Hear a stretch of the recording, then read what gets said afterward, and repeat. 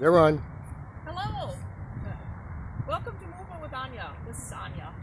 I'm glad that you're here. I am at the beautiful Rose Garden in Rochester, New York, and I'd like to kind of stop in at your house to give you a little bit of something that you could do in your home, outside, in the park, wherever you are, unless you choose not to. Before I continue on, there's right down in the corner there is a little button that says subscribe. If you would be so kind and subscribe to my channel and share that with your friends, even if this video particular does not really necessarily speak to you, but maybe there's somebody in your life that you think that could benefit from this, I would really appreciate that. Please share, like, and comment. I love to hear your comments, and let's get to it. So I'm standing right here at a picnic basket, at a picnic table, and I want to show you a lunge. So a lunge is a very essential movement because when you're moving, you know, we're moving through that pattern of moving legs forward and our arms move in the same pattern. So we want to make sure that we keep those legs strong. So when you're standing over to the over at a counter, in your kitchen, a chair, like I said here, the picnic table, you can even do this in the park. If you don't have a picnic table, you can hold on to the tree or a fence, whatever there is, so you can have some assistance. Come on around and so people can see from the side. Okay, so what we're going to do is we're going to stand next to the object of support, and we are going to have, so I'm starting with my right side next to the table here.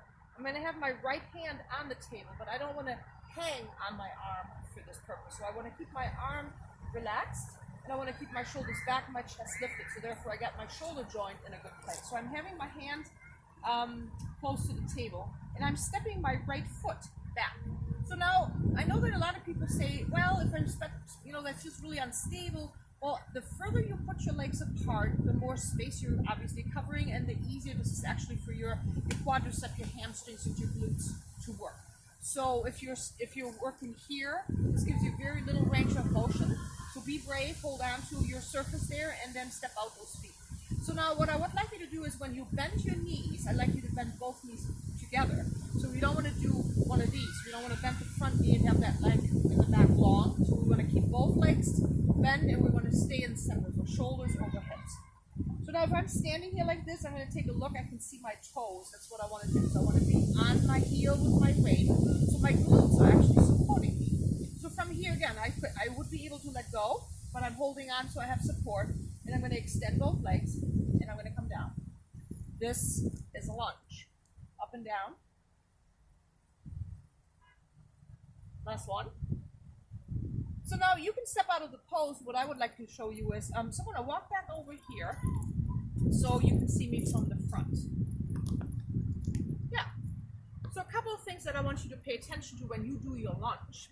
So your front knee, like I said, I would like that front knee over your heel. But the thing is that a lot of us do one of these. We're kind of tuck the knee in, or the knee kind of falls out. So that's really important that we are going to stay on the foot. So the big toe, the pinky toe, and the center of your heel is on the floor, so you do not feel like you're pushing your weight forward into the toes. So I got my weight on my foot. Now the back foot, a lot of times I'm going to move my front foot out just a little bit so you can see this. My back foot. So I see this a lot, that people roll their heel in and they're on their big toe. Really uncomfortable, almost impossible for your knees to do any kind of motion here. So what I'd like you to do is I really want you to think about standing on all 5 toes and spreading your toes out nice and wide. So now when I'm standing here, I got my legs parallel. I have the weight in front of on my front foot, so the foot is carrying my weight, and my back foot is holding me. I can come up and I can come down, supporting through the lower belly, keeping the chest lifted, drawing the shoulder blades together. Everything is deep in and out. And then once you have done 2 sets of 8 perhaps, if you find that that's too much in the beginning, start with lesser.